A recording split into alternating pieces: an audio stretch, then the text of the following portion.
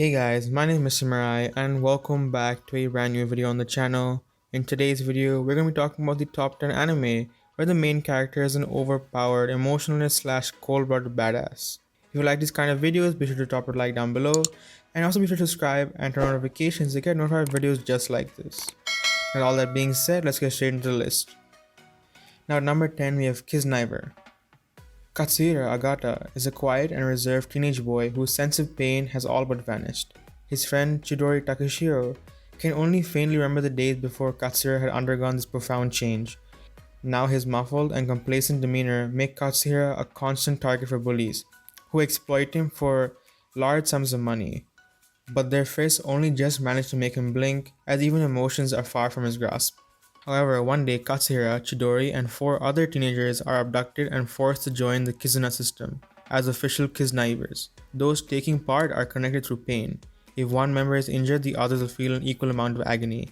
These individuals must become the lab rats and scapegoats for an incomplete system designed with world peace in mind. With their fates literally intertwined, the Kiznaivers must expose their true selves to each other, or risk falling much more than just the Kizuna system. At number 9, we have Death Parade. After death, there is no heaven or hell, only a bar that stands between reincarnation and oblivion. There, the attendant will, one after another, challenge pairs of recently deceased to a random game in which their fate of either ascending into reincarnation or falling into a void will be wagered. Whether it's bowling, darts, air hockey, or anything in between, each person's true nature will be revealed in a ghastly parade of death and memories, dancing to the whims of the bar masters. Welcome to ᴅɪσᴟᴇʀ, where Decim, arbiter of afterlife, awaits. Death Parade expands upon the original one-shot intended to train young animators. It follows yet more people receiving judgment, until a strange black-haired guest causes Decim to begin questioning his own rulings. At number 8 we have Codebreaker. Riding the bus one day, Sakura Koji Sakura looks out the window to see people being burned alive with a blue fire and a boy her age who's unarmed and standing over the people. She comes back to the site the next day and there are no corpses or evidence of any kind of murder, just a small fire. She then goes to class to find there's a new transfer student, Ugami-Rei, who looks exactly like the boy she saw before and wears a black glove only on his left hand. Ugami is a codebreaker, one who does not exist. He is a seemingly cold-blooded killer who follows the principle of an eye for an eye to use evil against evil. Convinced that killing is not right, Sakura Koji sets out to stop him and penetrate his icy heart. Now at number 7 we have the Irregular at Magic High School. In the dawn of the 21st century, magic, long thought to be folklore and fairy tales, had become a systemized technology and is thought to as a technical skill. In First High School, the institution for magicians, students are segregated into two groups based on their entrance exam scores. Blooms, those who receive high scores, are assigned to the first course, while weeds, or reserve students, assigned to the second course. The Irregular Magic High Schools follows the siblings Tatsuya and Miyuki Shiba, who are enrolled in First High School. Upon taking the exam, the prodigious Miyuki is placed in the first course, while Tatsuya is regulated to second course. Though his practical test scores and status as a weed show him to be magically inept, he possesses an extraordinary technical knowledge, physical combat capabilities, and unique magic techniques, making Tatsuya the Irregular at a magic high school. Now at number 6 we have Goblin Slayer. Goblins are known for their ferocity, cunning, and rapid reproduction, but their reputation as the lowest level of monsters causes their threat to be overlooked.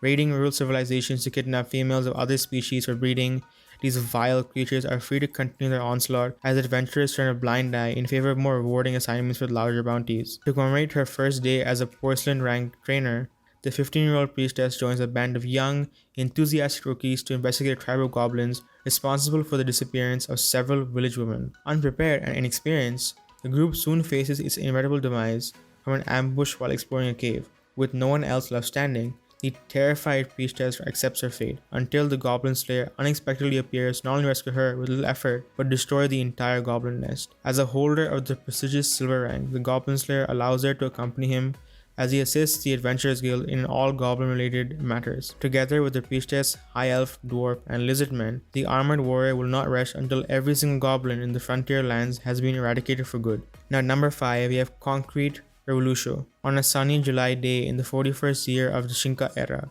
Jiro Hitoshi is tasked with covertly listening in on a secret meeting between a top government scientist and an industrial spy. However, his cover is blown.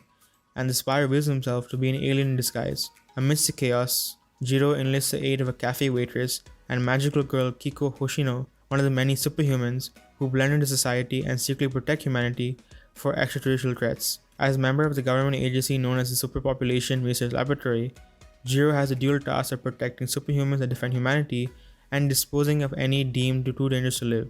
Having proven herself a worthy ally, Kiko is invited to join the agency as its newest recruit. Fast forward 5 years, disapproval and distaste for superhumans are now commonplace in Tokyo.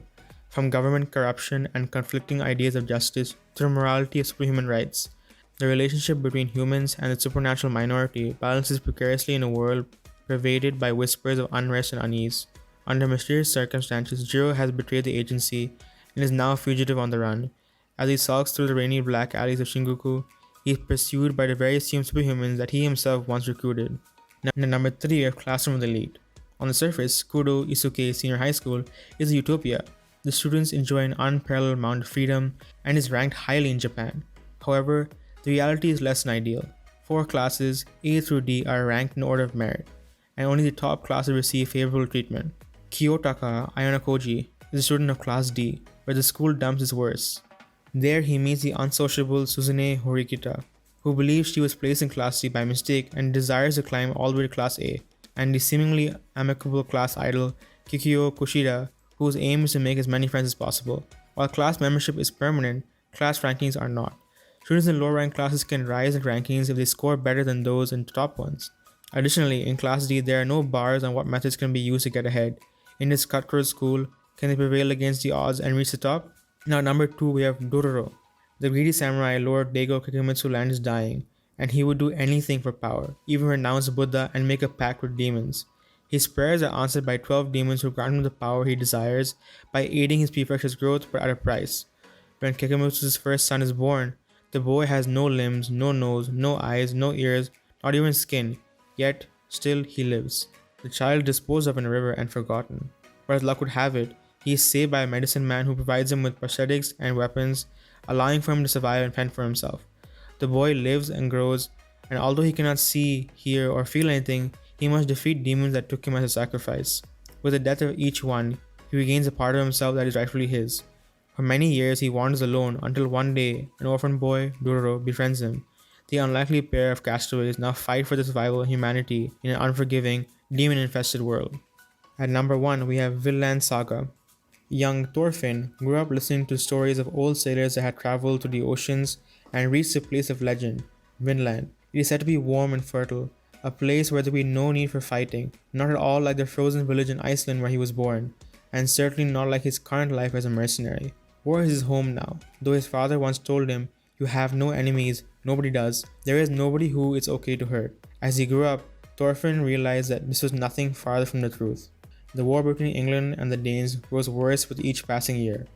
Death has become a commonplace, and the Viking mercenaries are loving every moment of it. Allying with either side will cause a massive swing in the balance of power, and the Vikings are happy to make a name for themselves and take any spoils they earn along the way. Among the chaos, Thorfinn must take his revenge for and kill the man who murdered his father, Askeladd. The only paradise for the Vikings, it seems, is the era of war and the death that rages on. Now that's all for today's video, guys. I hope you guys did enjoy today's video, and if you did, be sure to drop a like down below, and also be sure to subscribe if you want to see more content just like this. Also, I finally got a new mic, so hopefully the audio in this video is much better than my previous ones. And well, yeah, thanks so much for the support in recent videos. It's been really amazing. Thanks so much for watching, guys. I've been Mr. Miraie, and I'll see you guys in the next video.